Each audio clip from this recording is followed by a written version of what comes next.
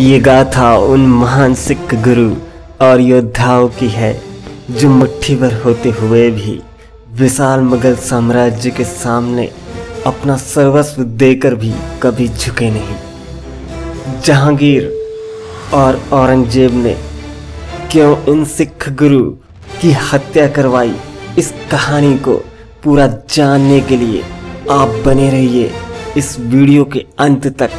और ये कहानी आप पसंद आए तो आप इस वीडियो को लाइक और ऐसे ही वीडियो देखने के लिए चैनल को सब्सक्राइब कर दीजिएगा।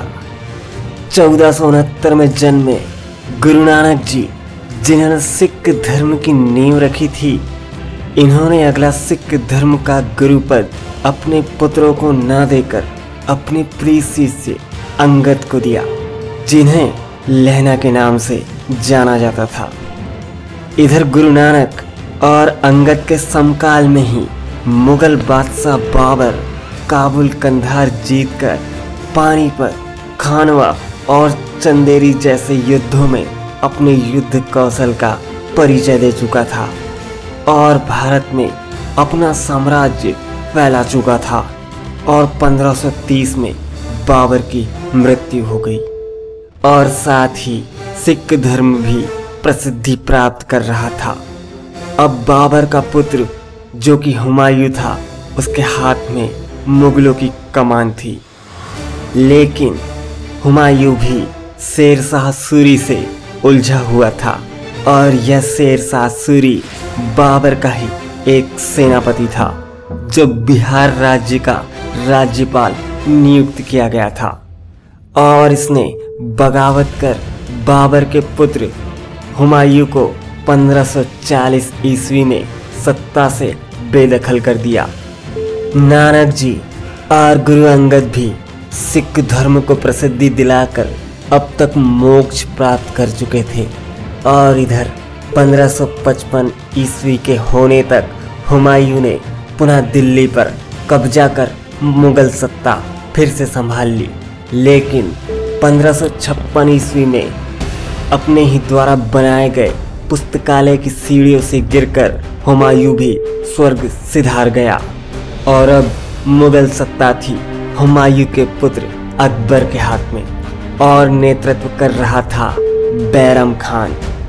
अकबर सिखों के प्रति उदार स्वभाव वाला था और अकबर ने तीसरे सिख गुरु अमरदास की पुत्री बीबी भानी को 500 बीघा जमीन भेंट में भी दी थी। गुरु अमरदास ने अपने पुत्रों को गुरुपद के योग्य ना मानकर अपने जमाई रामदास, जो कि बीबी भानी के पति थे, को गुरुपद सौंप दिया और रामदास ने बीबी भानी को अकबर द्वारा भेंट में दी गई भूमि पर अमृतसर नगर का निर्माण किया। अब तक सिख धर्म व मुगलों में किसी तरह का मतभेद नहीं था। 1605 ईस्वी में अकबर की मृत्यु के बाद मुगल गद्दी पर जहांगीर बैठा, लेकिन जहांगीर का बड़ा पुत्र खुसरो इस गद्दी पर खुद बैठना चाहता था और खुसरो ने जहांगीर के खिलाफ विद्रोह कर दिया। इनके समय काल में सिख धर्म का नेतृत्व 5वें गुरु अर्जुन देव कर रहे थे। इन्होंने ही स्वर्ण मंदिर का निर्माण किया था और खुसरो गुरु अर्जुन देव से मिलने पहुंचा और गुरु अर्जुन देव ने भी खुसरो का भरपूर स्वागत किया और उसे आशीर्वाद दिया। और यह बात जहांगीर को जैसे ही पता चली, उसने गुरु अर्जुन देव को अपने राज दरबार में मिलने आने को कहा और अर्जुन देव जहांगीर के दरबार में मिलने जाते हैं। जहांगीर उनसे हर जाने की मांग करता है या इस्लाम धर्म कबूल करने को कहता है और अर्जुन देव के इन बातों के इनकार से जहांगीर किसी तरह लांछन लगाकर खुसरो से संबंध का गुस्सा निकालने के लिए गुरु अर्जुन देव की हत्या 1606 ईस्वी में करवा देता है और मुगलों और सिखों के संबंध खराब होने यहीं से शुरू होते हैं।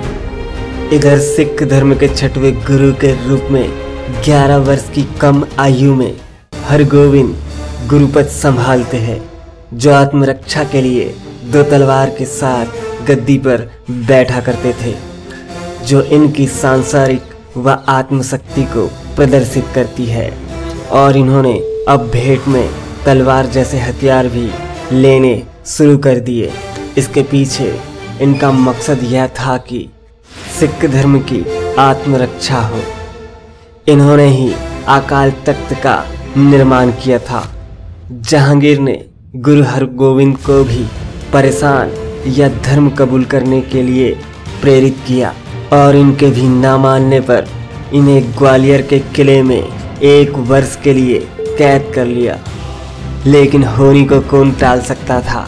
1627 में जहांगीर की मृत्यु हो जाती है और मुगलों की कमान शाहजहां के हाथों में आती है। और इसी बीच 1 वर्ष की कैद काट चुके हरगोविंद वहां से भाग निकलते हैं। वापस आकर अपनी सिख सेना के संगठन में जुड़ जाते हैं और सिख सेना के संगठन के बाद यह शाहजहां की विशाल सेना से 2 बार लड़ने का प्रयास करते हैं, लेकिन इन्हें मुगलों की विशाल सेना के सामने घुटने टेकने के लिए मजबूर होना पड़ता है। यह सब देखकर इनका हृदय मुगलों के प्रति कठोर तथा अब इनसे यह युद्ध नहीं करना चाहते थे और यह अपना अंतिम समय सिख धर्म के प्रचार प्रसार करते हुए मोक्ष प्राप्त करना चाहते थे।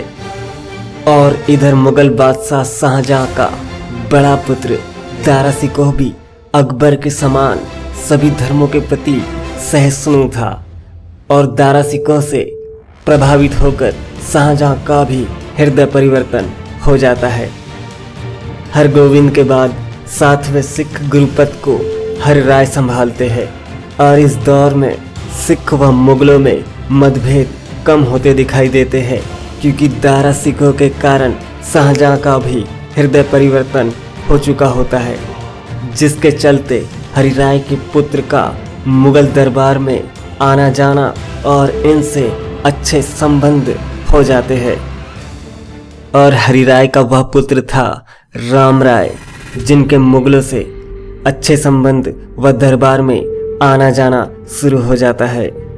इधर मुगल बादशाह शाहजहां दारा शिकोह को अपना उत्तराधिकारी बनाना चाहता था, लेकिन शाहजहां का छोटा पुत्र औरंगजेब उसकी हत्या करवाकर खुद मुगल गद्दी पर बैठ जाता है।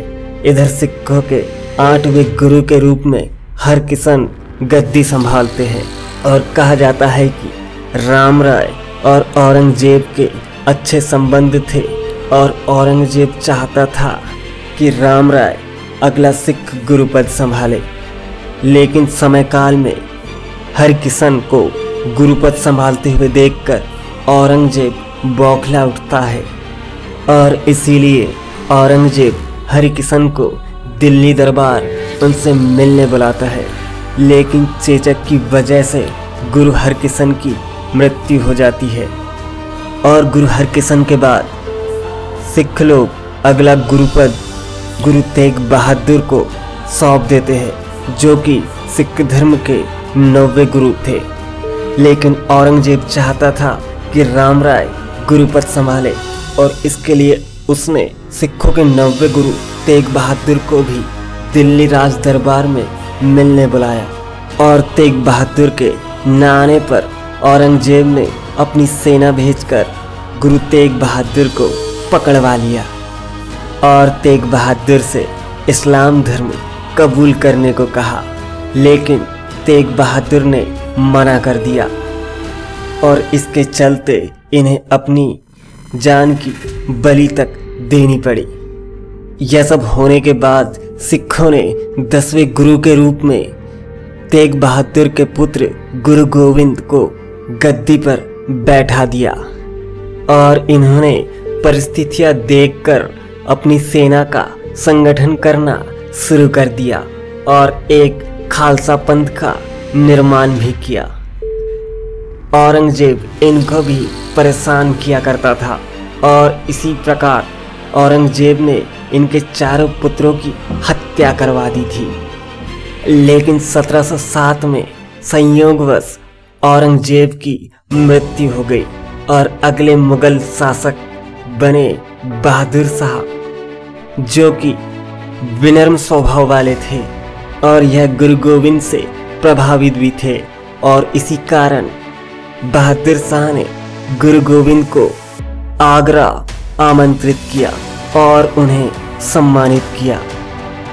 और इस संघर्ष को देखते हुए आगे चलकर गुरु गोविंद ने गुरुपद समाप्त करते हुए गुरु ग्रंथ साहिब, जो कि सिख धर्म का पवित्र ग्रंथ है, उसके नियमों पर चलने का सभी सिखों को अनुदेश दिया तथा अपने अंतिम दिनों में एक अफगान ने इनकी भी हत्या कर दी।